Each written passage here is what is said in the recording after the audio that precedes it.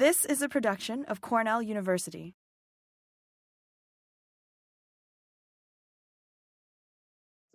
Thanks. It's great to be here with you, and look forward to the opportunity to sharing a little bit of what I do. And Maria said that to me as I walked in. It'll be interesting to see what you do, and I get that a lot because this is kind of a specialized area in terms of workforce development within agriculture.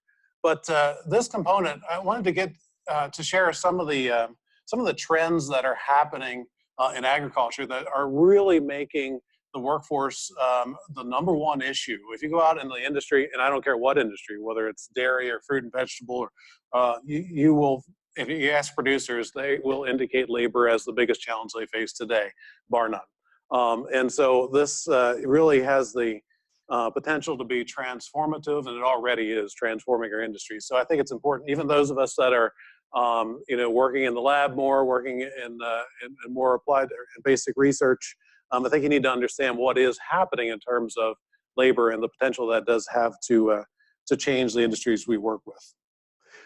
So a couple of topics that we'll get into today are the labor market and the historic tightness that we are experiencing, demographic change, particularly in Mexico and somewhat Guatemala and other Caribbean countries, which a lot of people aren't aware of, but are long-term structural changes that no policy is going to change. And then last, we'll have a look at some of the technology that is already having an impact on agriculture, and which I think in the next 10 years is going to have a tremendous impact on agriculture and the workforce. Okay, I will use the mouse to click forward. Let's look at U.S. unemployment rate. And what we have here in this graph is from 2008 up through 2018. So this is unemployment in the United States. And you can see there's a high point about 2009, and that comes just a few years after the Great Recession. Many of you might remember that, the housing crisis, others might call it. And what that led to was a historic slowdown and the highest unemployment rate that we had in this country since the Great Depression. Many of us remember that, but you can see that trend since that time, a steady, steady, steady decline over a really long time, which is quite amazing.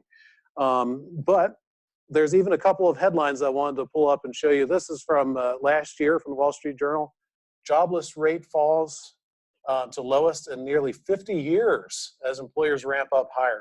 And then, of course, there's more to that story, but still the raw number, the raw fact is that the unemployment rate is very, very low in this country. So I'm looking at this number. I want you to start thinking about what impact does this have on the farm workforce. But that was from May of last year. I wanted to update that a little bit. So just from October last year, again, the Wall Street Journal, economists wonder how low the U.S. unemployment rate can go. And that's still quite a discussion. I won't get into the details too much there, but interest rates haven't gone up much. Inflation hasn't gone up much. And so that's a question that economists are actively debating right now, is how low can unemployment go? And just for the economists that are in the room and elsewhere, full unemployment is usually considered around 5%, right? 4 or 5%. We don't ever get much below that because people are always changing jobs. A small percentage of people are moving from one job to another. And one other interesting little fact, in the United States right now, there are more job openings than there are unemployed people. So think about that one for a minute. Even if we could match the skills of all the people who are currently unemployed with all the job openings that are available, we simply wouldn't have enough people to fill the openings. So again, what impact might that have on farms? So that's one of the first factors. Extremely low unemployment, and farms very often are on the lower tier of desirability, I'll put it that way, in terms of employment. People tend to want to go to other industries. Let's look at another factor that's having an impact, and that is demographics in the United States.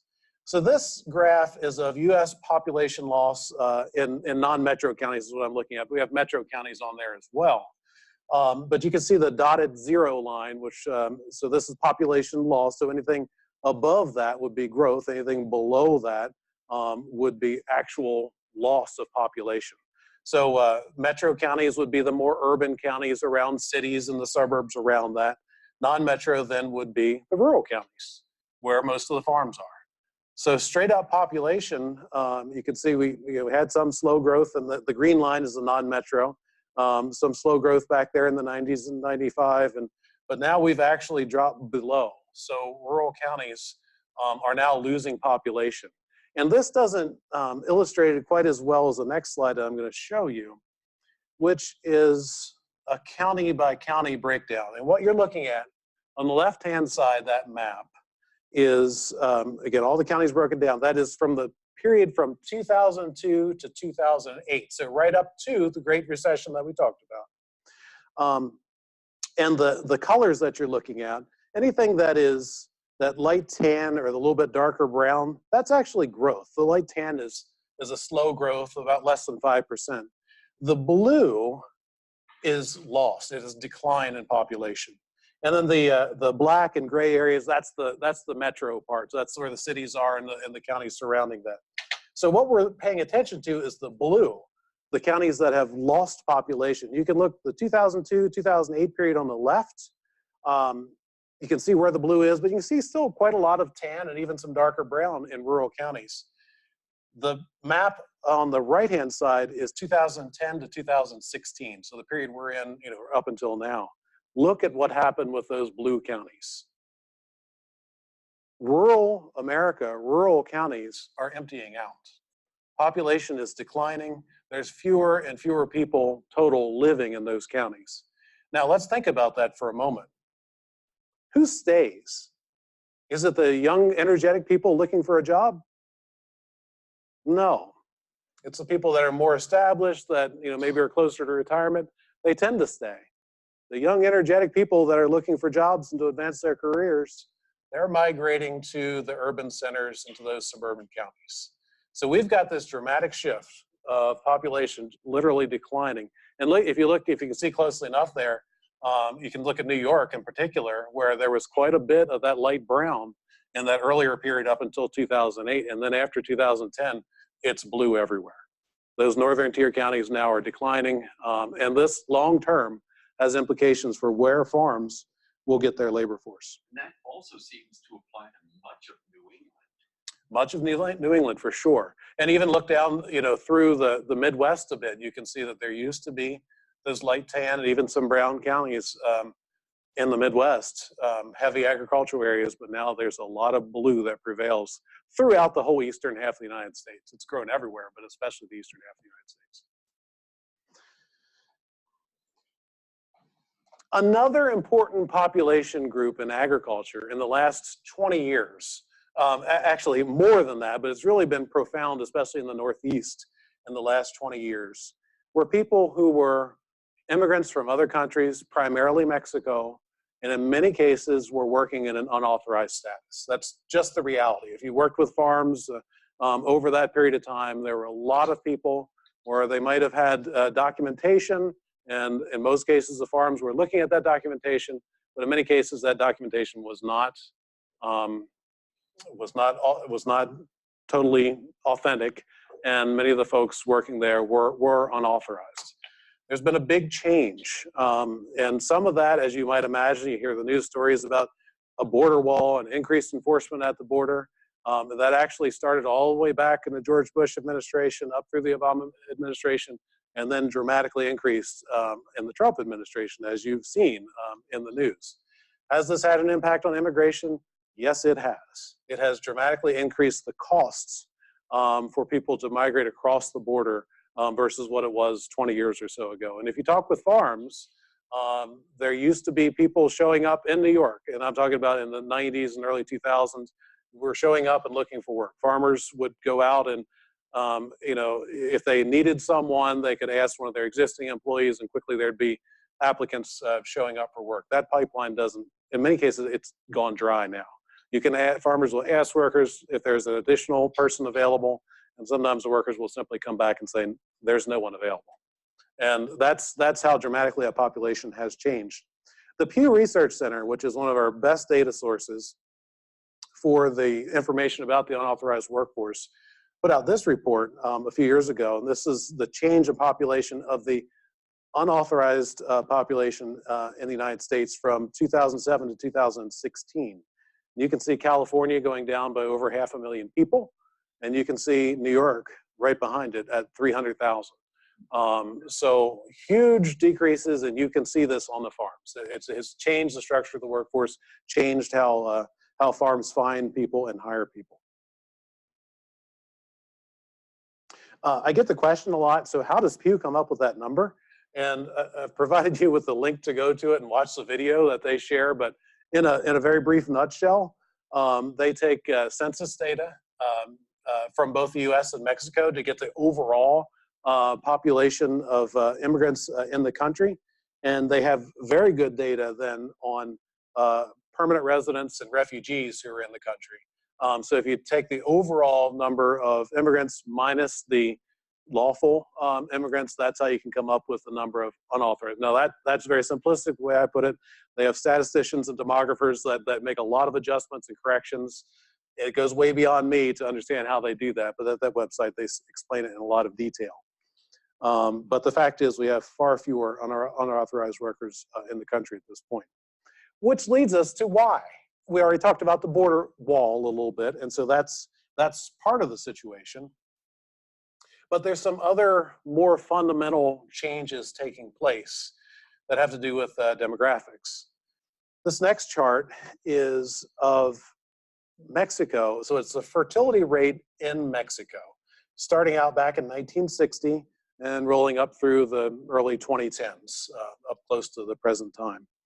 Back then, 1960, you can see, and the way fertility rate is measured, it's simply the number of births per woman in the country. So back then, we were almost 7 births per woman in the country, and that held up until about 1970, and then you start to see that dramatic decline, all the way down to just over, a little over 2.1, 2.2 births per woman in the country. Anybody know where we are in the United States on that measure? It's about 1.7, 1.8. We're below replacement value, so the US population as it is today doesn't replace itself. We need immigration just to maintain the population that we presently have. And I'll show you a world map a little later that shows some of that in more detail. So let's study this a little bit. So I mentioned to you before that in the 1990s and 2000s, there was this large number of people coming into the country, taking jobs in agriculture. Now, and most of those folks, mostly was men. There were a few women, but for the most part, it's men. And they were in their early 20s, right? Looking for jobs, looking for opportunities. So if it was 1990, when were they born? 1970, right? Or thereabouts, somewhere. Roll forward 10 more years, 2000. They were born, 1980, when the birth rate was still fairly high, but going down. Look forward to today in 2020, they were born in what? 2000, when the birth rate was way lower. So that change is carrying through now. We're not seeing as many young people that are coming to that working age now because the change in the birth rate. Let's take another look at some similar information, really. So this is called a population pyramid. And what I've got is 1980 on the left-hand side, 2017 on the right. This is Mexico. And the way you read this is that the blue is men, the red is women. And this is like slices of a layer cake. So the bottom slice there on the left-hand side for 1980 is children 0 to 4 years of age. And then 5 to 9, and then 10 to 14, and 5-year increments all the way up, in this case, to 80 plus. So you can kind of sector out the population. And so what do we have? Lots and lots of children, right? Does that fit with the previous slide? Of course it does. High birth rate, we had lots of children that were in the population. Well, let's flash forward then, was that 37 years? You can see how the population changed. And you can see how that pyramid went from this really wide expansion with lots of children to kind of a narrowing down of that population pyramid. What does that start to make us think about the economy and about the population? It's more stable, isn't it? at least the population. I won't comment on the economy yet, but the population of Mexico has largely stabilized. It is more kind of self-sustaining.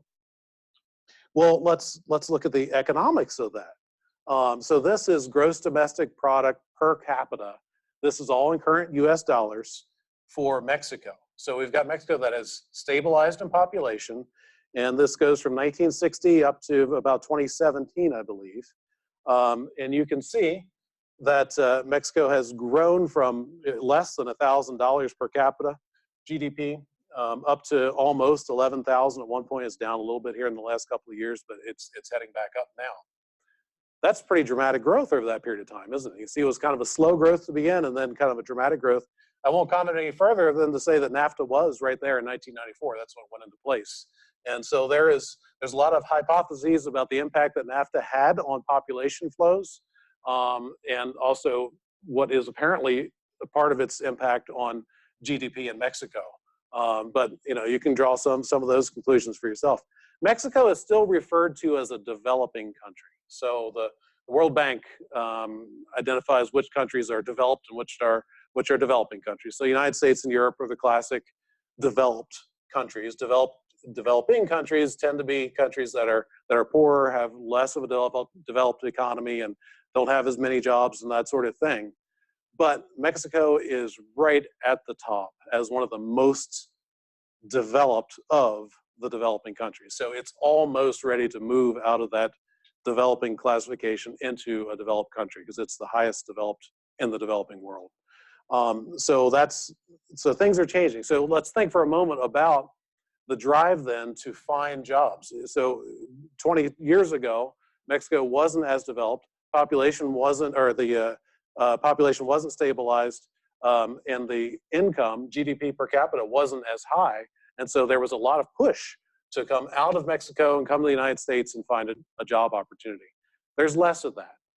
It's still a big difference in terms of wages. You still can earn 5 to 7 times as much by working in the United States as what you can in Mexico. And I talk about Mexico a lot because Mexico makes up about 70% of the immigrant workforce in agriculture in the United States. So it's still by far the biggest player. Many of you may have run into Guatemalan workers in New York because that's another important population group. So now that we're kind of oriented to those population pyramids, I wanted to also show you Guatemala. So Guatemala has the same dynamic going on, just hasn't slowed nearly as fast. And there's the United States. You can see the United States is very, very stable. If anything, declining a little bit in terms of population size. And then there's the world snapshot. So to orient you here, the blue areas are those countries that are in population decline. Europe, Japan, no real surprises there. And then the red areas, and the brighter red they are, like in Africa, is where we have the growth areas of the world. So as we think ahead to our country and other countries that are developed, where might the future workforce be coming from if we are bringing in workers from other countries? Potentially Africa or parts of Asia. Oops, wrong direction.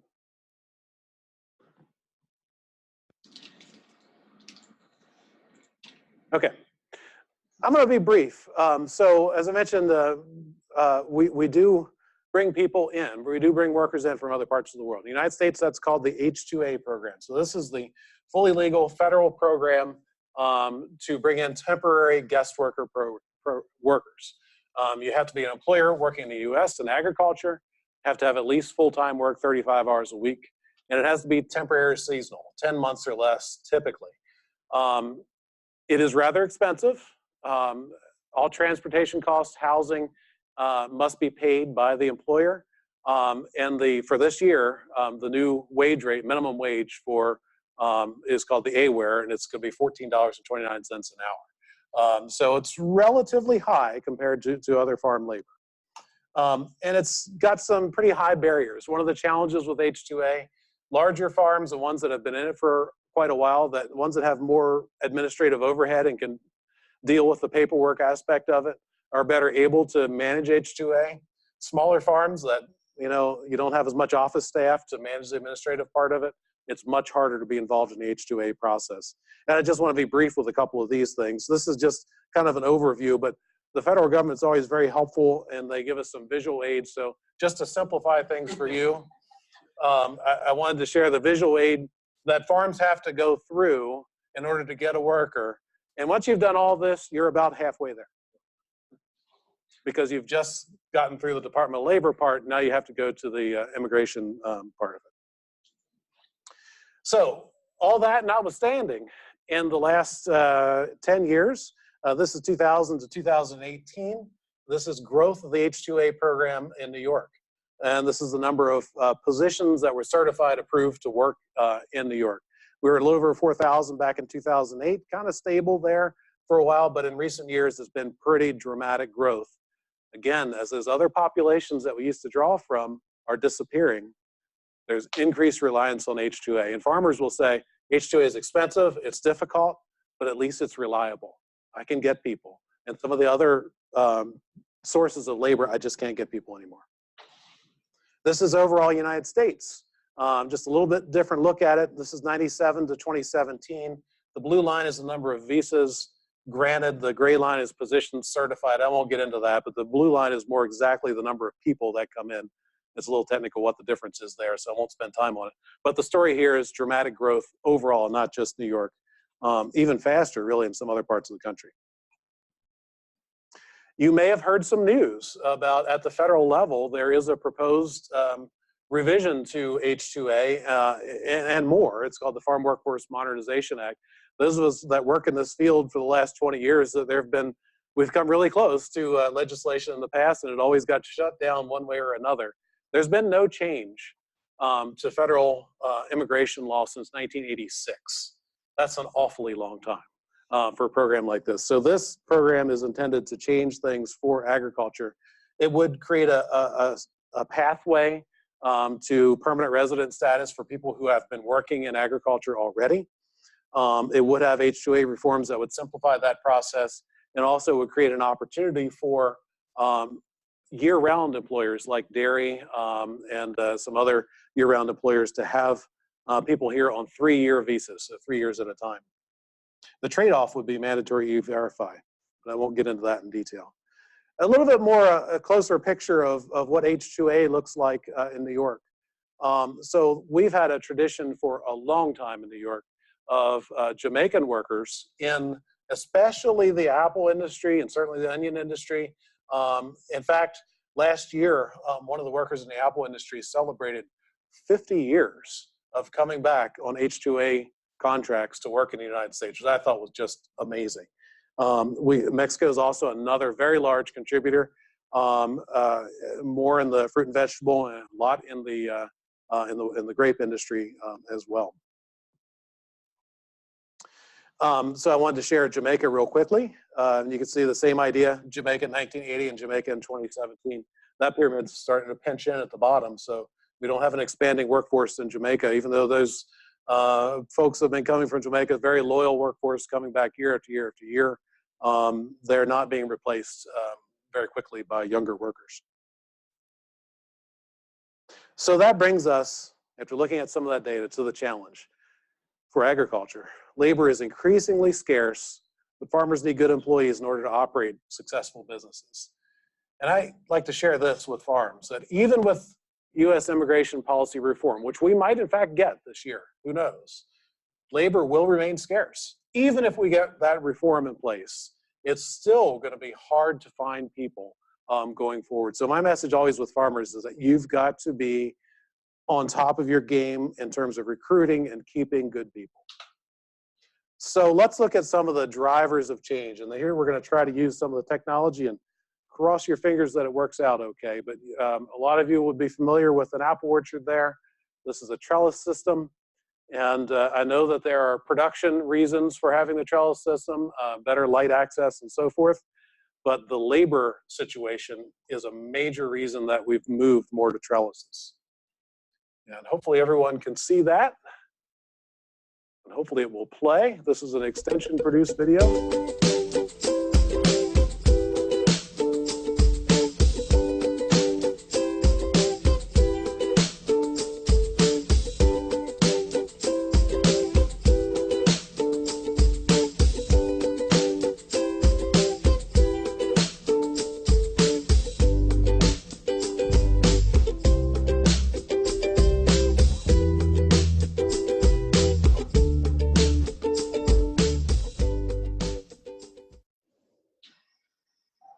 point I like to make about that is the transition to the fruiting wall allows much more efficient use of labor.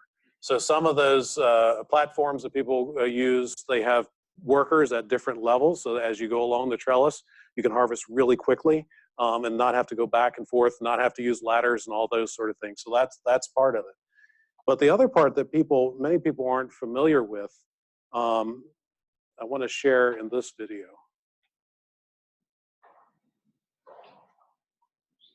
So setting up orchards in that way is foreshadowing robots. We're thinking about how can robots be put into place.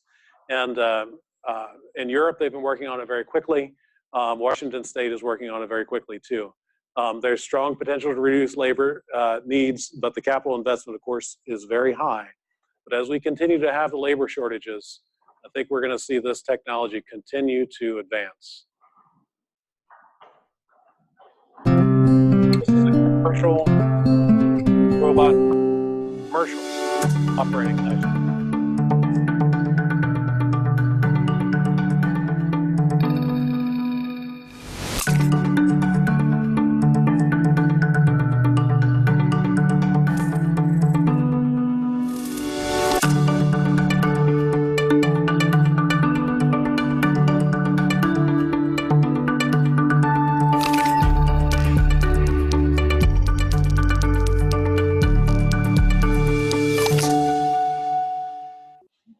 So that's kind of a vacuum system. We have people at Cornell right now that are working on more of a finger type system to harvest. And in fact, there's another seminar going on right now that talks about that. Wish I could have been at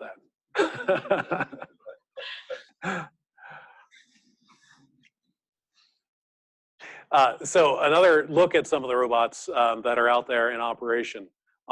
So I'll start in the top right corner with a little red and white robot. That machine is, you see, it does have a solar panel on top. I'm not sure if it's completely solar operated, but it is suckering grapevines. So going along and cutting off the shoots are on the bottom. The little guy in yellow on the lower right-hand side, I'm not exactly sure what that one is doing, but he's in an orchard of some type as well. The one in the middle, I'm not sure if you can see, but that is a solar panel on top of it. This is operating in California, I believe. And it goes through that lettuce field that it's in. It can identify with electronic eyes, identify weeds from lettuce, and it will weed and destroy take out the weeds in that field. In the upper left-hand corner, just kind of a different concept there. This is a tractor-mounted machine, also in a lettuce field, doing the same job. So it's got robotic technology that's able to scan the rows of lettuce and take out the weeds.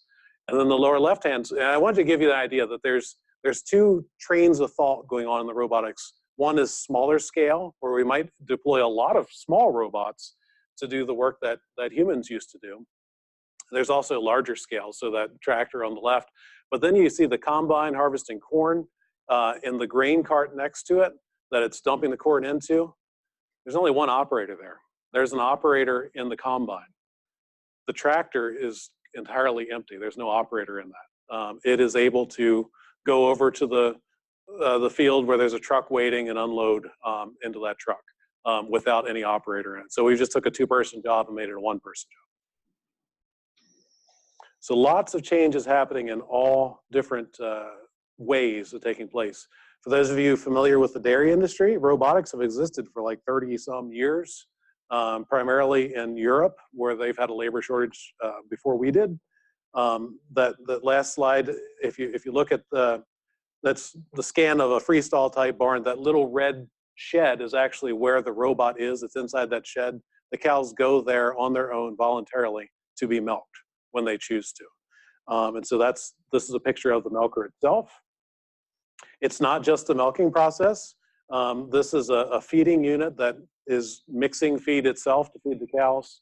Similarly, this is a calf feeding unit that's fully robotic. So dairy lends itself well to robotics because a lot of things are stationary. We don't have to go out in a field as much. This is actually a carousel type milking parlor. It goes around, cows climb up on it, and it goes around in a circle. Right now, those operate with typically 4 or 5 workers around that carousel in different stations.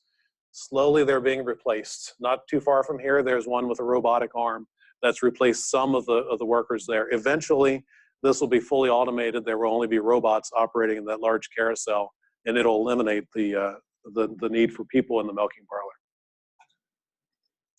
I wanted to show you, these are not directly agricultural applications, but when you see these videos, you're going to realize how far these capabilities have come and how quickly they're coming about.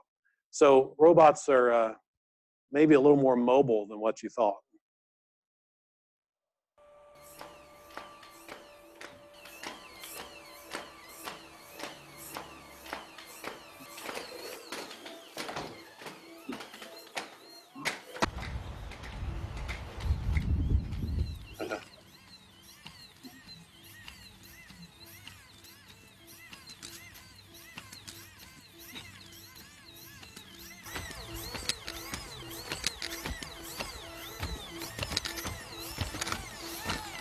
We've all done that, right?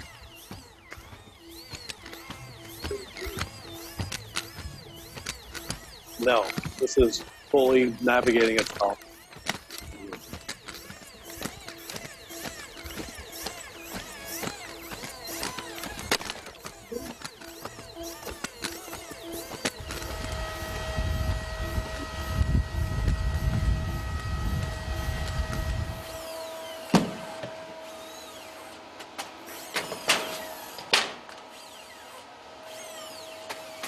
Again, think about the application where humans are doing work.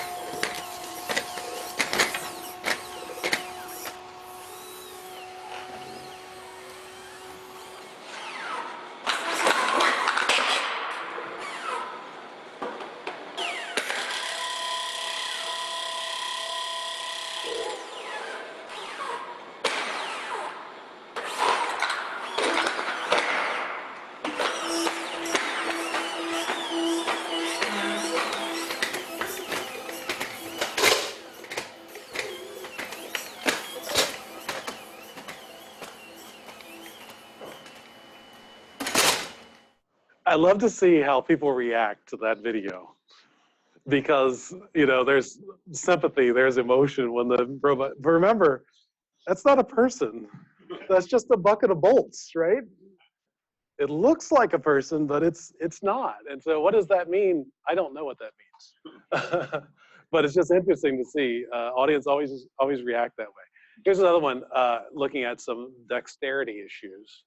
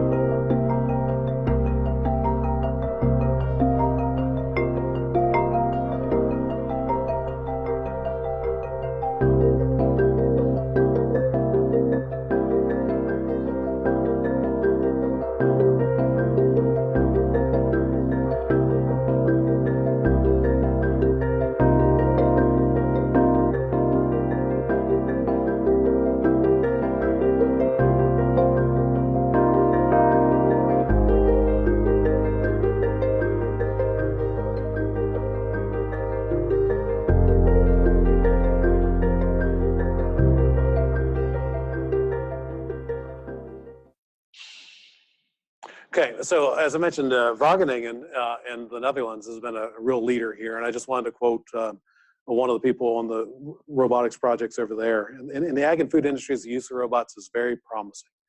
Robots enable us to make up for the shortage in the workforce. It is also possible to achieve higher production with robots. And he goes on to say that robots will be doing all the menial, repetitive work in 10 to 20 years from now. So, you know, I've talked a lot about jobs being replaced, and I don't want to come across as if I'm happy about that. You know, and we've all got our own opinions on that. The reality in agriculture is that we've seen that workforce is shrinking, and there's nothing we can do to stop it. And largely that's a global statement, not just a United States statement. So we need to find ways to replace some of that labor because we simply won't have it no matter what we do. The impact on jobs, Congress, I just saw from the Society for Human Resource Management an article about Congress examining the future of work issues, and this is about robotics that they're looking at. You know, so it's not just agriculture, of course.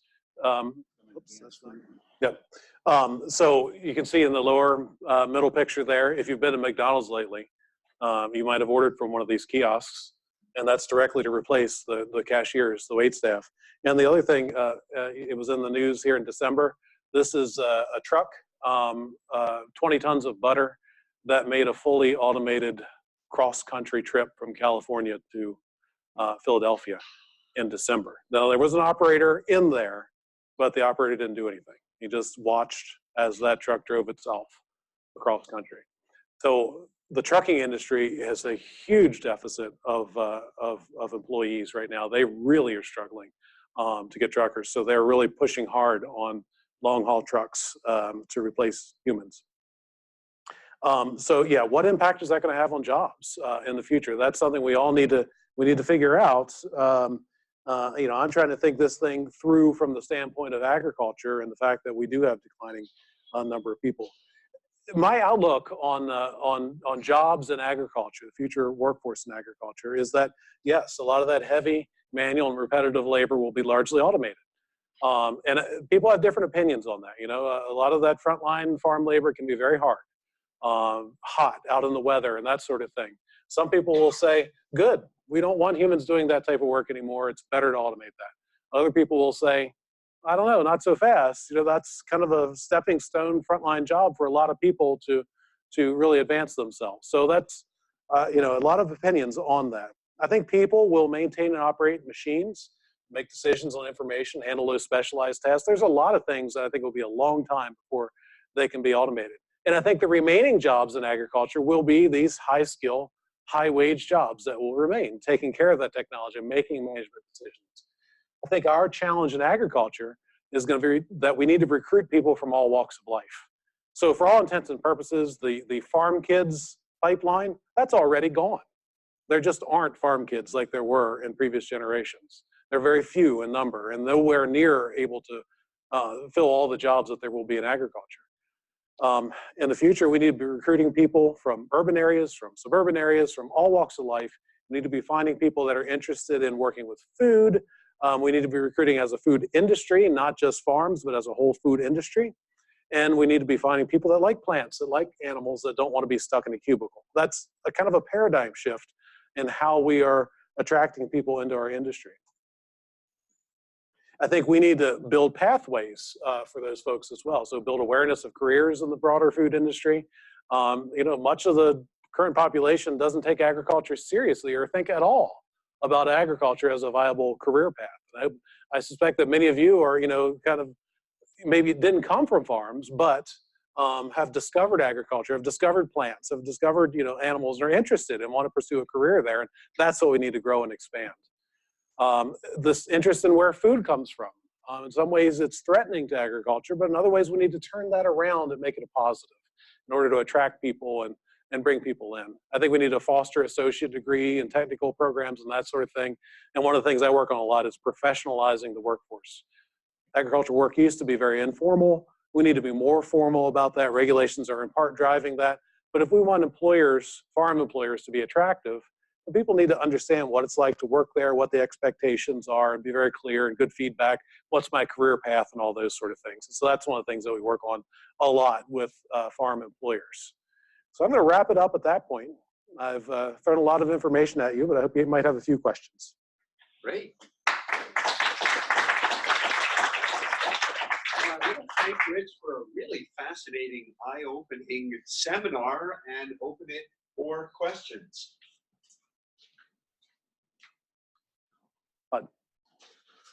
So the minus 300,000 that you had up there in terms of Unauthorized workforce decline. I'm trying to, maybe this is chicken and the egg, right? So on one hand, you know, agriculture has improved technology to improve labor efficiencies since forever. Right. Right? So if there's a decreasing in farm labor, part of that's because there's less of a demand for farm labor than there used to be, as opposed to there's less people coming to work in the farms. Is there ways to? I don't know. Which is driving that? So the question is, so we saw the chart that had the decline in the unauthorized population in New York of 300,000 people over that 10-year period. And the question is, so is that because of less available jobs or less people to take those jobs? And I don't know if we can separate that. That's something we'd have to spend some more time thinking about. I think either one ends up being tied pretty closely to the other. Yeah. And we are seeing, I'll use a dairy example because we have a lot of good data about dairy labor over a period of time. Yes, you can clearly see in the data, and we measure cows per worker. Farms are becoming much more efficient steadily year after year in the number of cows that can be cared for by one worker. So it'd be interesting to look at that in the fruit and vegetable industries too and see how efficiencies have changed there. If it's driven a lot by population dynamics where you started with, right, then that's an impetus to even invest more into R&D for labor efficiencies, for reducing the demand for labor. Right. If it's part of that is accompanied by, I don't know if you'd call it a trend and, you know, technological change that's increased over time, then I don't know, just part of me would like to sort of, maybe it's 80-20, maybe it's 50-50, I have no idea. Yeah. It certainly has more, I mean, I think the way you started with the issue of what these population dynamics are look like, right? That it's, they're not there, they're not going to be there, is a very powerful. We know for sure that labor supply has gone down. Yeah. And I think that the farm employers have responded to that by adopting more and more technology. So a vast majority of farmers, say in New York and throughout the country, actually are pretty small scale. And, you know, it seems to me all those examples you show are fascinating, but it seems like they're pretty capital intensive. Mm-hmm. So I'm not sure how should a small farmer view this trend that's coming along? Because I agree with you that it's got to go that way, but how's that going to impact our farm communities and rural communities? So the question was, the vast majority of farms still are smaller farms that may not be as dependent on a large workforce. And so what should a smaller farm think about some of these trends? I think there's a possibility that creates some opportunity. If you have a small farm, and just because you're small doesn't necessarily mean that you're going to have a market, and then a market that's going to be profitable enough for you to actually make a living on. So that's a whole other economic question there.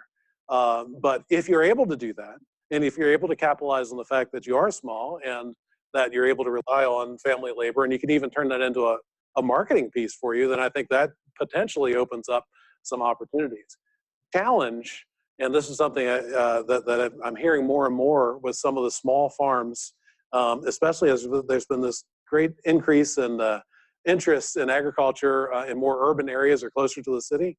So sometimes folks get onto some small farms and they have a great idea and they feel really energetic about it, and then they kind of burn out because they're not making any money at it, and they struggle with that pretty quickly. So I think there's some opportunities potentially there, but I think that even those small farms that as soon as they get to even somewhat larger scale, they start to need employees.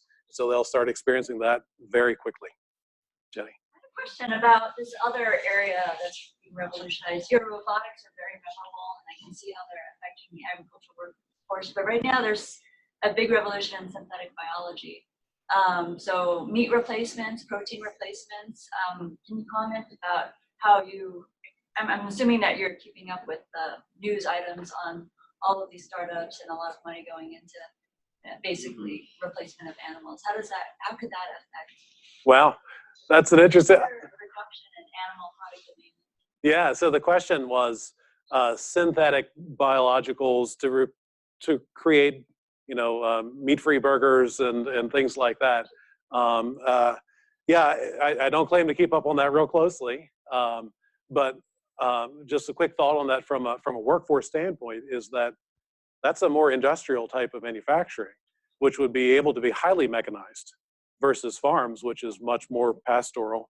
And that's what makes it difficult to mechanize much of agriculture, is because you have weather, you have field conditions, you have all these things that need humans.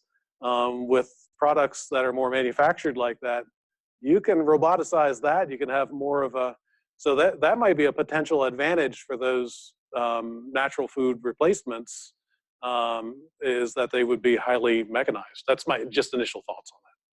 I think we've run out of time, Oh, okay. but I want to again thank Rich for really an eye-opening presentation. Thanks so much. Thank you. This has been a production of Cornell University, on the web at cornell.edu.